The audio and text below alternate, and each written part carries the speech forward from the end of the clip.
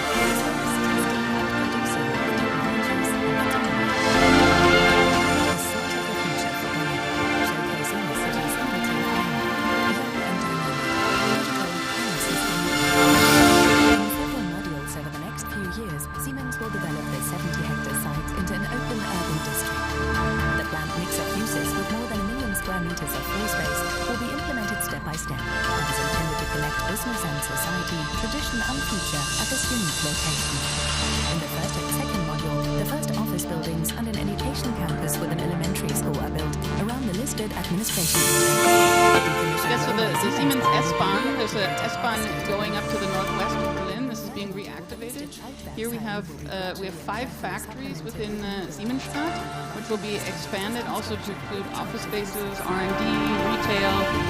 We're going to have a big boulevard here where people will be able to meet. That's sort of the main thoroughfare within the Siemensstadt.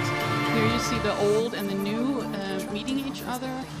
And also Berlin asked us to build additional apartments since there's really a housing shortage in Berlin. So we're going to have 2,700 apartments. These will all merge into a central square here, where we have a meeting space for all of the people who will live and work there. We're looking really to make an ecosystem here, which is including offices, residential, but also 5 factories and new mobility, new energy, etc. Here you can get sort of an overview. We're building this in a number of different modules that we just saw.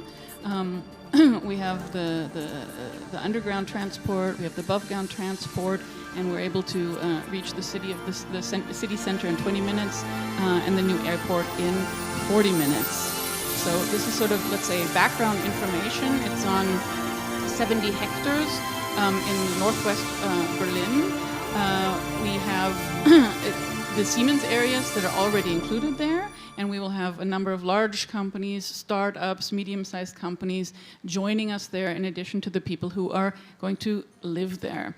One thing that we're doing, which is really interesting to talk about today, is that the main subjects that are going to be included there, also for the companies and the people that are going to be working there, we have a focus on intelligent infrastructure, we have a focus on mobility of the future, on decentralized energy, and the whole connectivity of all of these three topics, which is something that we're working on not only for the Siemensstadt itself, but also the solutions that are developed there for other cities, maybe even for Jakarta, which we'll hear about in a minute. So it'll be really interesting to speak to everybody today about this. It's a 10-year project. We've just gotten started. We still have a lot of construction to do before, let's say, quite a few companies are going to be moving in. But we have also a lot of interest, and a lot of interest also from colleagues in Asia and from other places in the world. So, yeah. Karina, thanks for this very, very good and spontaneous narration also of the video. Sorry again for the problems with the audio here, but I think it was good to see a little bit like what it could look like, because I think not many people are familiar perhaps with Siemensstadt, obviously here in Berlin, but maybe not outside, and that is also because it's been mostly a company campus so far, right? Like for a production site. Maybe you can say a little bit more about this, and also why Siemens decided, let's open this up to the city, let's actually build a bit of urban fabric here that can be this like new vision of it. Yeah. So Berlin is actually the largest manufacturing location of Siemens worldwide. We have more than 10,000 employees in Berlin, and yes, the site right now is mostly for people from Siemens, but we decided to open it up. We're going to do a lot more construction that you saw, and we're going to have about 1 million square meters of space, and we're going to welcome many people in. The reason that we wanted to do that is, let's say, multifold. One, the future is all about cooperation. We have a lot of sharing societies, and we have speed. It really is dependent on speed. How fast can we move things forward? And this only works if you cooperate. You cooperate with big partners that we already do cooperate with around the world, but also let's say the random interactions that you get from building an ecosystem with the startups and with the universities and the ideas that come to place. And if we have everybody sort of focused on these 4 topics, then we can at least focus the interactions around these ideas, but they will be random and inspirational and new. We also decided to do it in Berlin.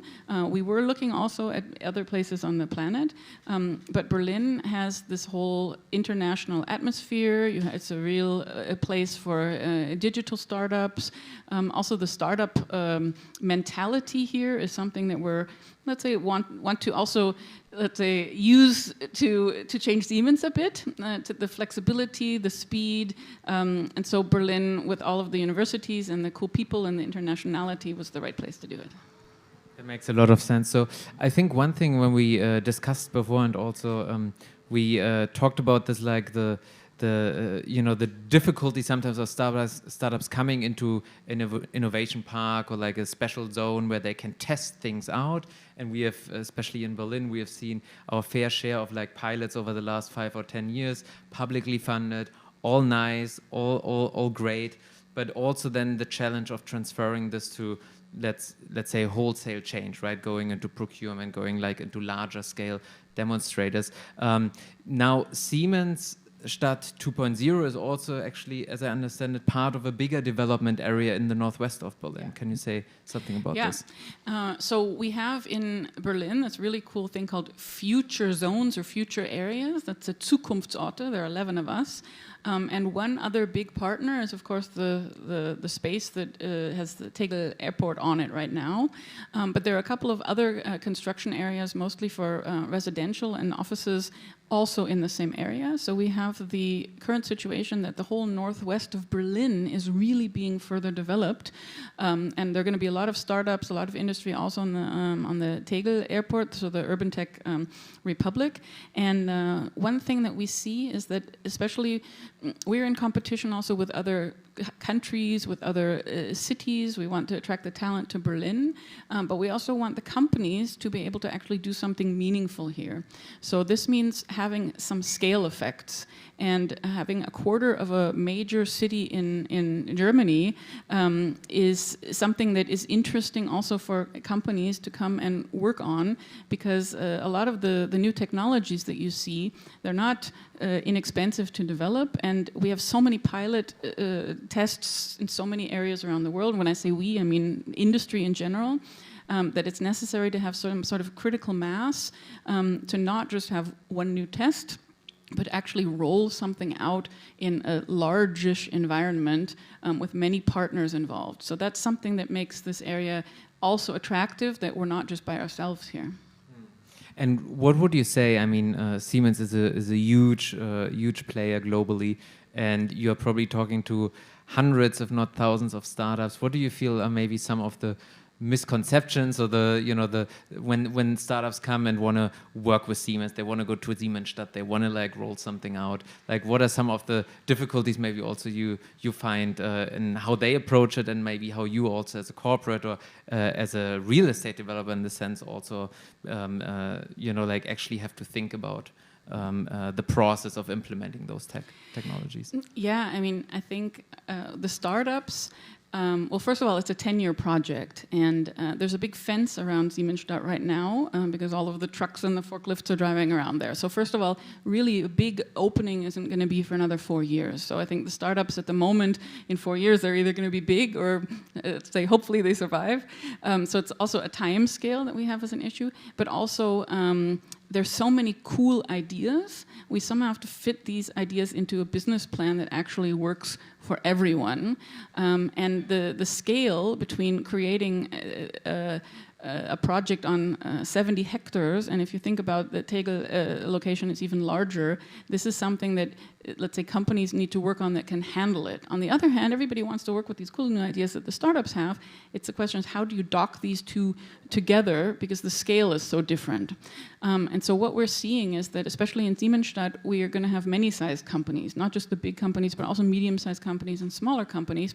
It is easier sometimes for the smaller companies to dock themselves onto the medium-sized companies and sort of get a critical mass of ideas, portfolio elements that might work together, so that when we talk about scaling it up to the northwest of a city, and obviously all of the people that are working on this, they want to then not just do this in Germany, but also have solutions that work in other areas of the world, get together into sort of clusters and partnerships that will allow this scalability. Yeah. So I think this is a perfect point to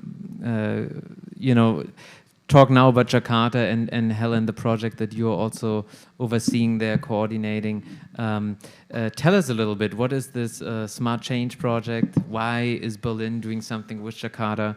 And also, what does it mean in the context, right, of this whole discussion of like scaling innovation, perhaps?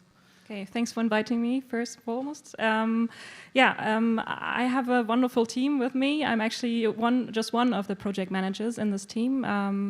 Smart Change Jakarta is a project funded by the European Union, as said, from the funding lines for international cooperation.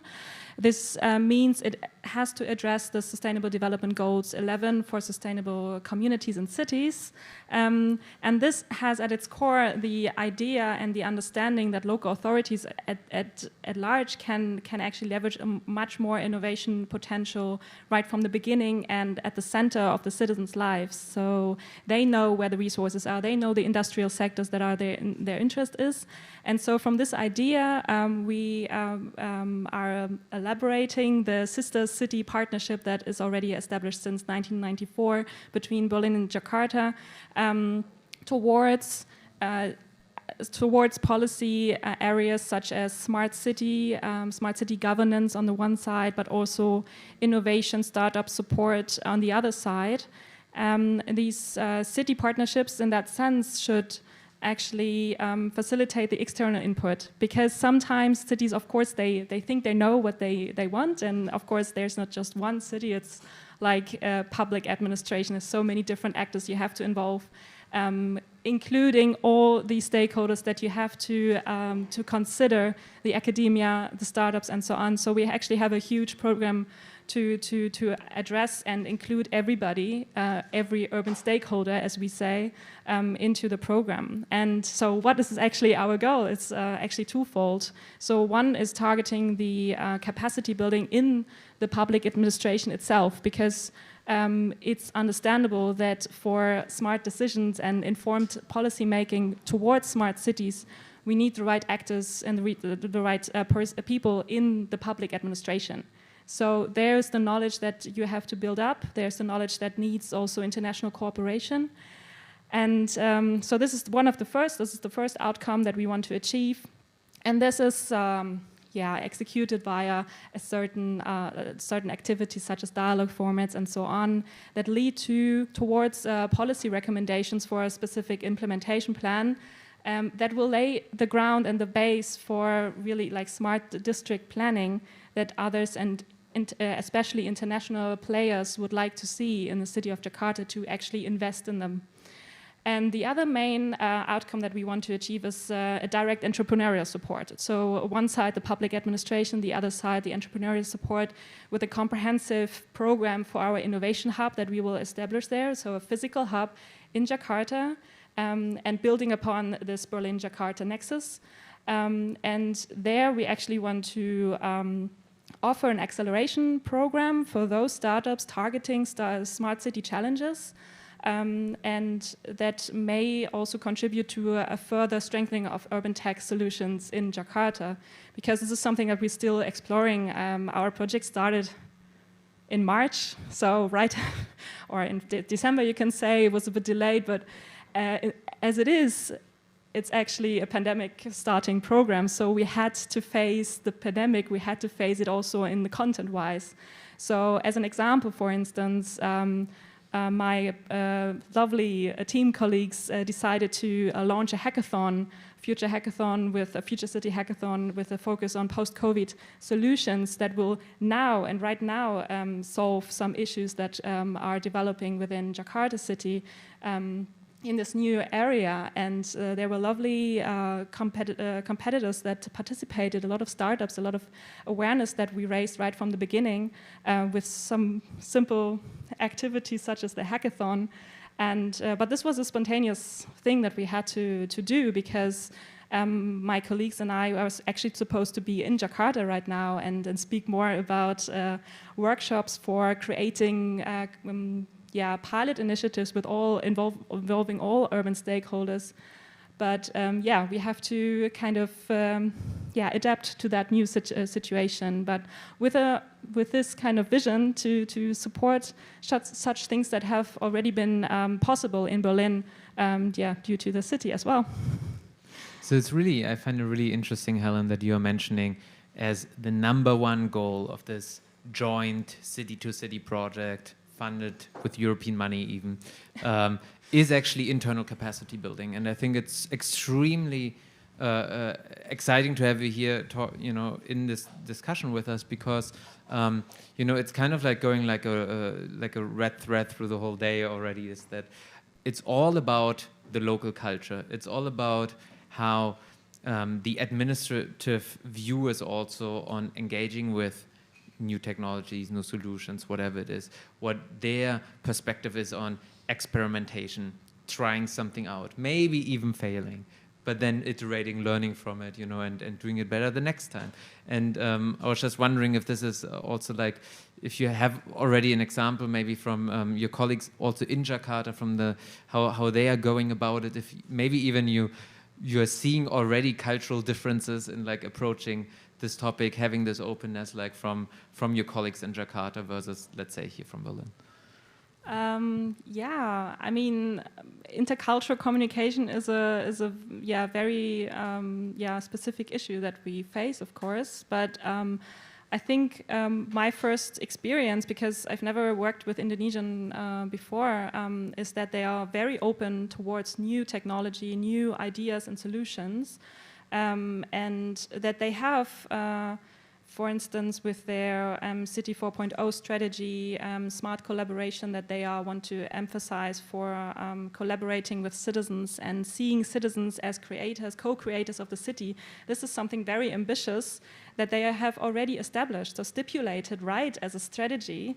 It's quite maybe not filled completely with life already, but having done this first step and putting it in the right direction of participation and collaboration is helping us in the communication with new solutions from a Berlin perspective as well.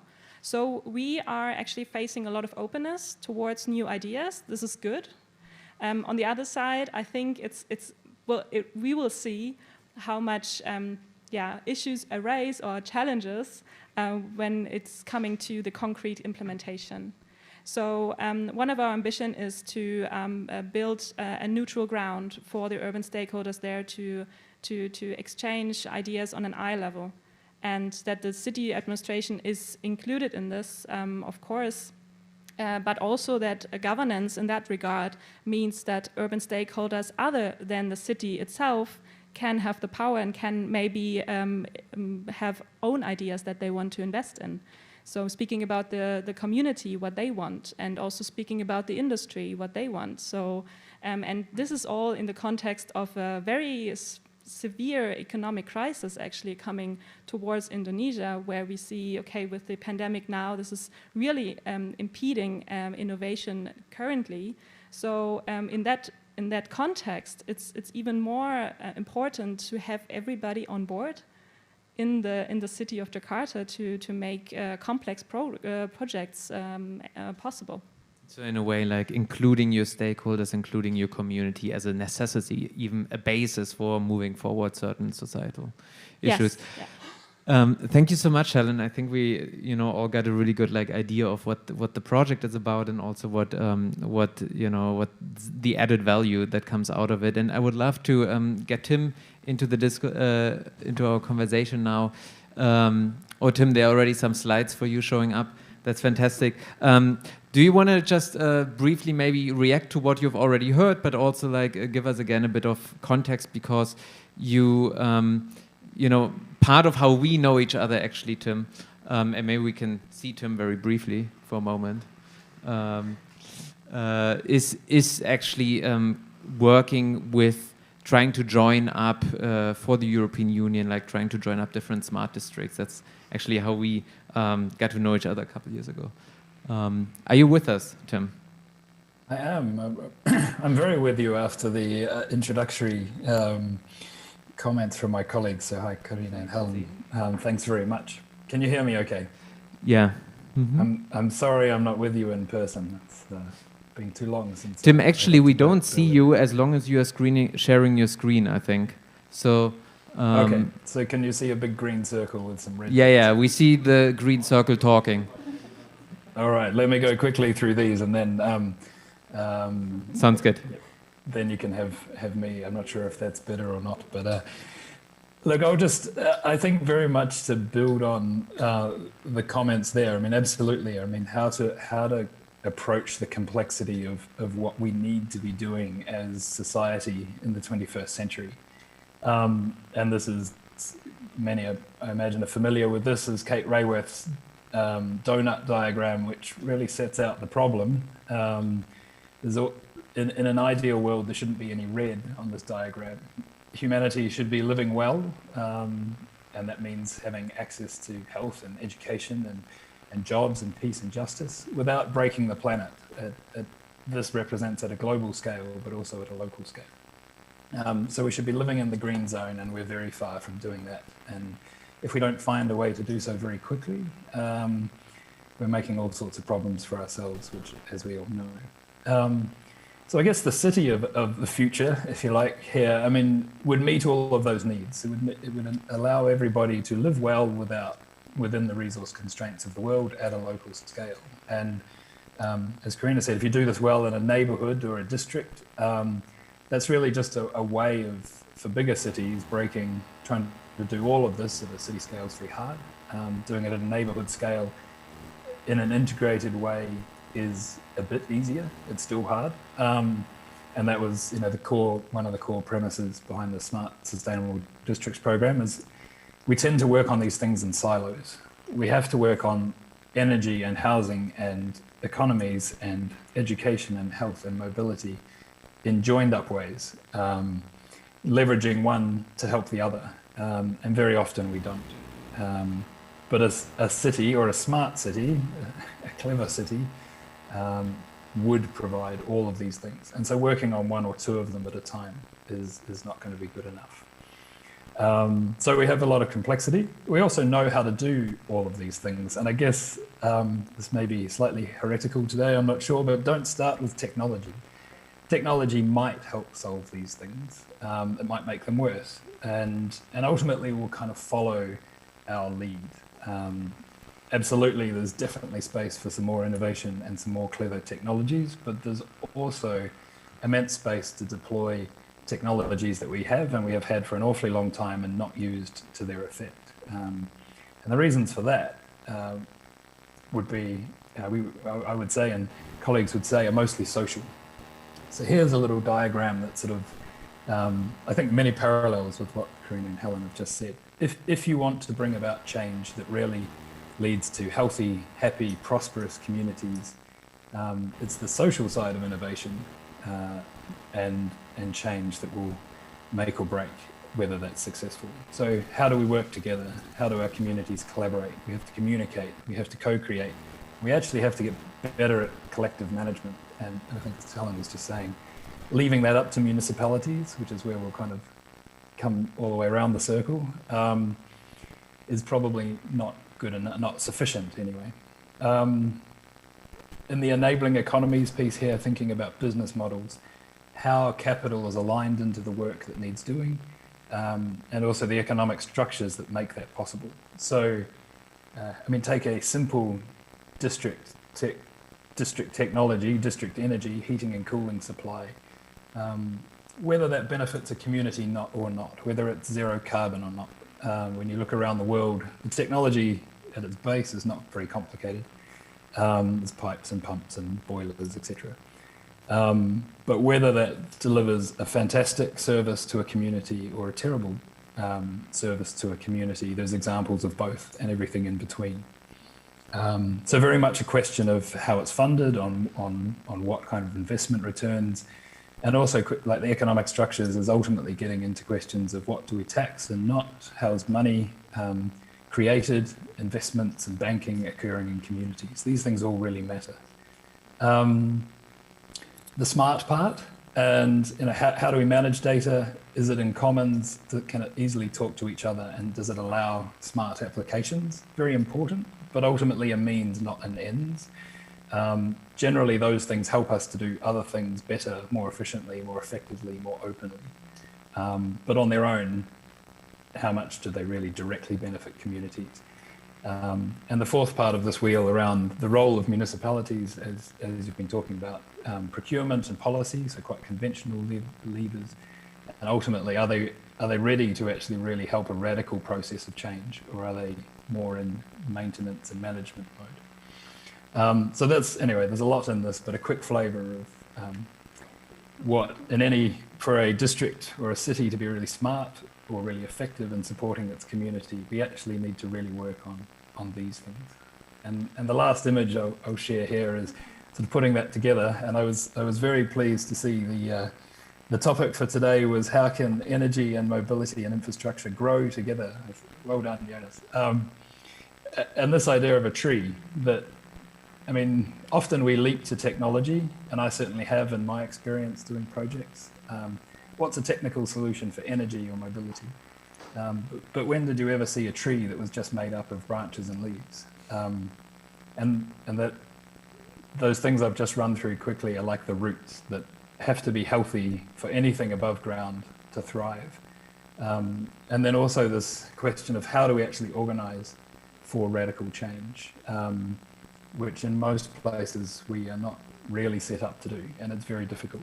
get all of this right, and a tree can really thrive, and the fruits are ultimately the benefits for us all. So some lessons sort of hopefully illustrated here from, if you want to do neighborhood scale development really well as a means to making fantastic cities for the communities that live in them, here's an illustration of how you might think about organizing that work. So.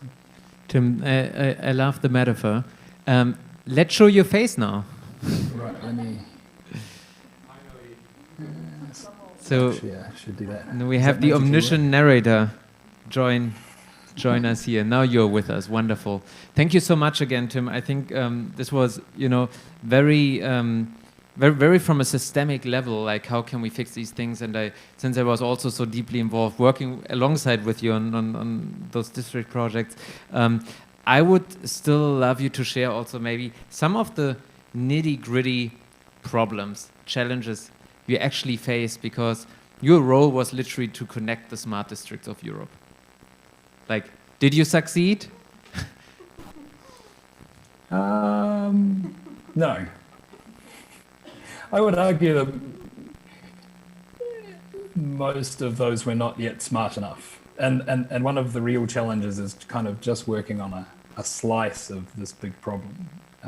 They might have done some clever things in parts of this, but actually working really systemically requires a lot of resource. And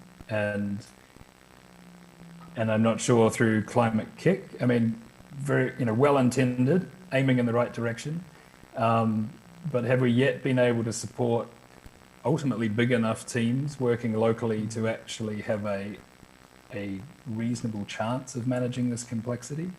I think for many project-based funding organizations, that's still a real challenge. I think the sort of funding that's trying to enable this work remains a real challenge. So I think we've learned a lot. We've connected some good efforts, and we're ready for a next level. And I'm really excited about what I think you see a much greater focus on trying to support systemic initiatives through things like the Green Deal and the mission boards. And so hopefully that frame is being, lessons are being learned, and we are ready for a step up in terms of supporting change in cities and communities across Europe and hopefully the world. And maybe also, Karina, for you, like what in your opinion would, because that was not to, sorry, Tim, that was not to put you on the spot about, you failing Europe. I think it was a systemic issue, and because we are all trying our best, and, just coming out from the realization, it's just not that easy. It's just not that easy to connect those smart districts. It's not even easy to create a single smart district locally. But at the same time, I think we are all very much aware something fundamental needs to change in order for us to become quicker and better at it. And the question is, how can we become quicker and better at it? Yeah. I think everything that my colleagues said, absolutely agree. And I think we heard here also on getting all of the stakeholders at the table, and Tim was also talking about working together with the governments, etc. I think that's something that we didn't know what was going to happen when we decided to come to Berlin. And you asked me before, why did we come to Berlin? Another big reason of that was that the government said, yes, we will make it possible for you to do this. Yeah. And we really only had an MOU what this was, but we sat down at the table, and there are 70 people from the Berlin government, just on the Berlin government side, working together with us in working groups, in focus teams. We have groups for education, we have groups for construction, we have groups for transportation, we have groups for energy, and the colleagues on the Berlin government side, they are absolutely actively sitting at the table as a partner. Sometimes we sort of forget who's from the industry, who's from the government. I mean, it's really working together as a team. And after being part of this for about 2 years now, I realized you can't do it if it's not like this. Yeah, I mean, it has to happen like this. I can't imagine working on a project like this without the colleagues on the other side of the table, because there's so many things that have to be clarified. Yeah, can we do this? Can we do this? Is this going to be allowed? Can we do? How can we get financing? Which other partners do we have to come in? And also this idea of merging energy with transport, the coupling of the sectors, the digital technologies, bringing these together. And then also, we aren't a big UFO in the middle of this district in Berlin. We've been here as Siemens for more than 100 years in this location. Siemens was actually founded in Berlin, but in this site in Berlin, we've been more than 100 years. And there are whole neighborhoods around us. So working together with the government and the political parties to sit down and meet thousands upon thousands of neighbors and find out what they want. That's not something that just a company can do by itself. We have to be embedded in the whole idea. I mean, I'm going to sports events from the colleagues. We had the big ball, sports ball, where I went, and also just singing at Christmas time. And it's really a whole part of the society of this part of Berlin. It wouldn't work just deciding on a piece of paper to do this. It has to be embedded in the whole fabric of the society, including the government here. So I think, yes, we all thought we needed this, so we made it happen. But until we did it, we didn't realize how impossible it would have been if we hadn't done it this way. So just for everybody out there listening, if you're planning a smart city, get 70 people from the government to sit at the table with you, otherwise you won't be able to do it. Yeah, so thank you also to Berlin for sitting at the table with us. Jonas, can I ask a quick question? Sure. It's a fabulous illustration, and as well as the 70, which sounds fantastic and about right, how many roughly are working from the Siemensstadt team? So the sort of design and development team, maybe sort of detailed engineering, more on the high level. We have, roughly. It's a very decentralized, agile team. Yeah, so we have different focus topics. We have colleagues from, of course, from the real estate side on the construction, but we also have people from our mobility organization. So we have a 10 billion euro business for mobility, and we have people from that business coming in and joining the team to look at the whole idea of how do we do the public transport, the whole idea of electro-charging, how do we get the mobility hubs to work, the micro-mobility. We have people from our, let's say, government part of Siemens working on how do we get the different governments on board. We have people. We also have, of course, people who in Germany you have this Ausbildung, yeah, people where you have let's say educational pieces to educate people as part of the company. We have people from this group of our organization sitting at the table with universities, with schools, with the government to work on this. So I can't even really give you a number. It's more than 70 for sure, but it's very, let's say, distributed across all of the different pieces that you need to build such a campus. Yeah. Hope that answered your question. I would love to know what would that add up to? I mean, every neighborhood in Berlin would need that kind of effort to bring about the change we need. Someone could work out what that adds up to. That's a really good point. Going back also to maybe the point of resources that are there. I know that for many years in Berlin, you could count it on one hand the people who were tasked to bring in this new kind of smart change to the city, and just hearing how many resources are actually needed, just in a very specific area of the city to do something meaningful, big. It's a very good point. Helen, do you look like you also wanted to say something? Yeah, actually, you asked how it may be accelerated or expedited the progress of communication or interaction, development of smart cities.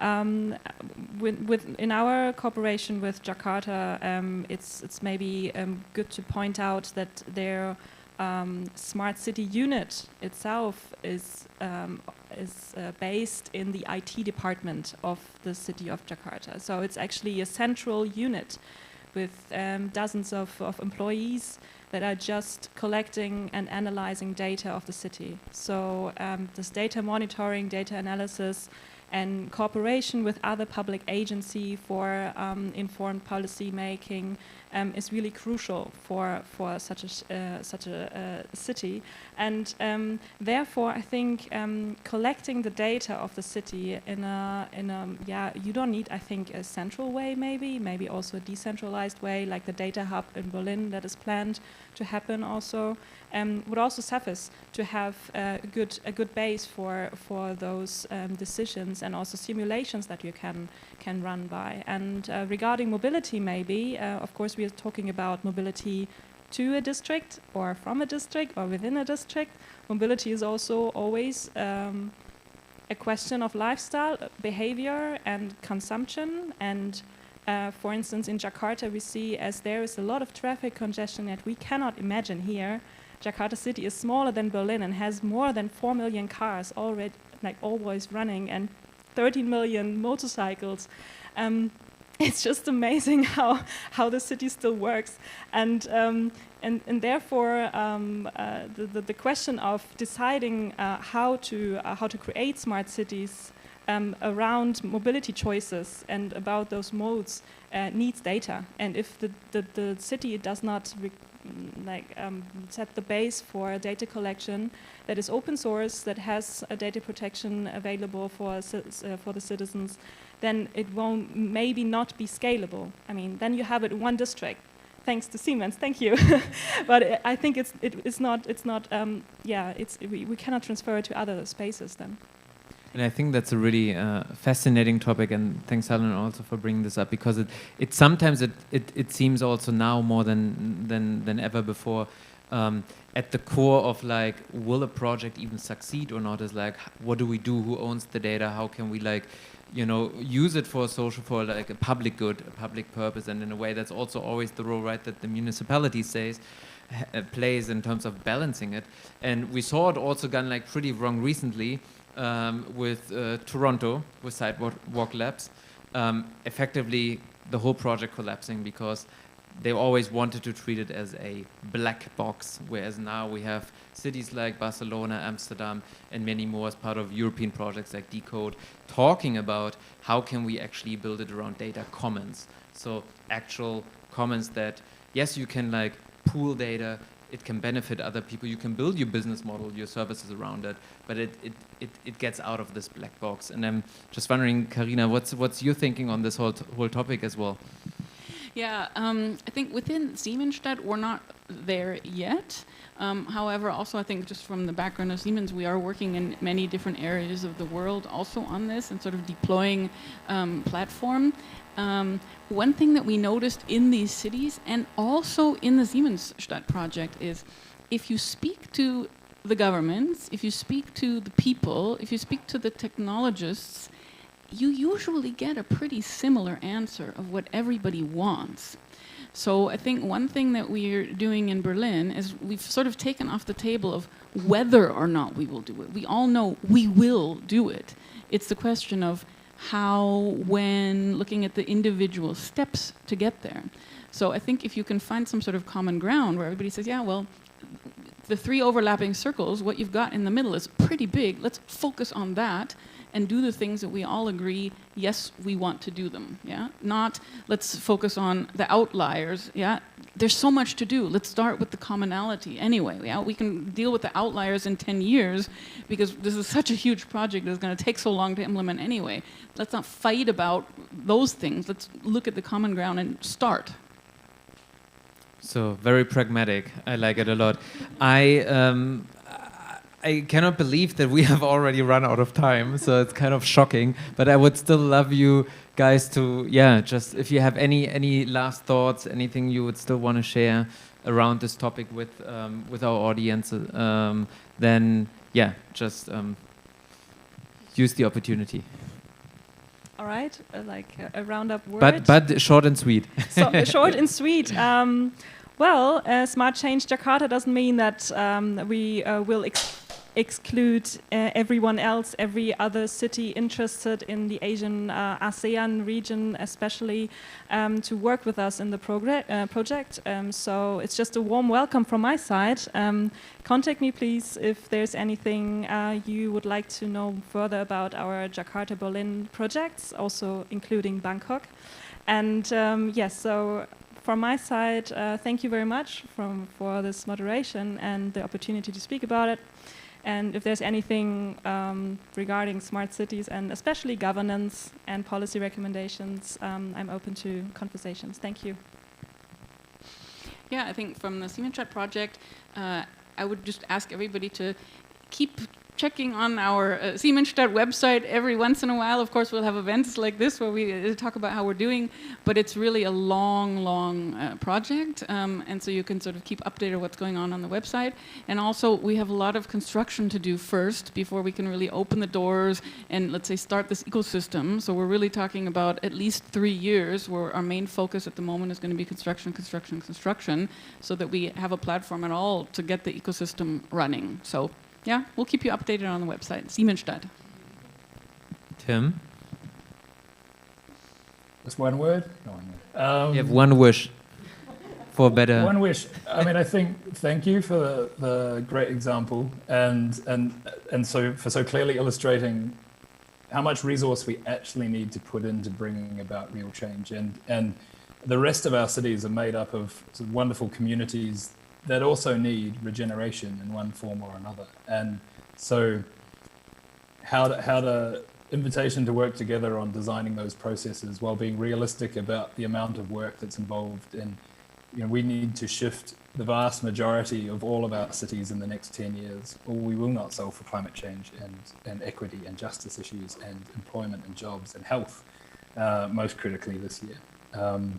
So we have to do a lot more faster than we've ever managed before. It's going to require different ways of working and a different level of effort and investment. But congratulations to Siemens in Berlin for the work you're doing there. It's great to learn some more about that. Thank you. And thank you all for being here with us on the panel, sharing your insights. It's been absolute pleasure. Karina, Helen, Tim, let's give them a round of applause.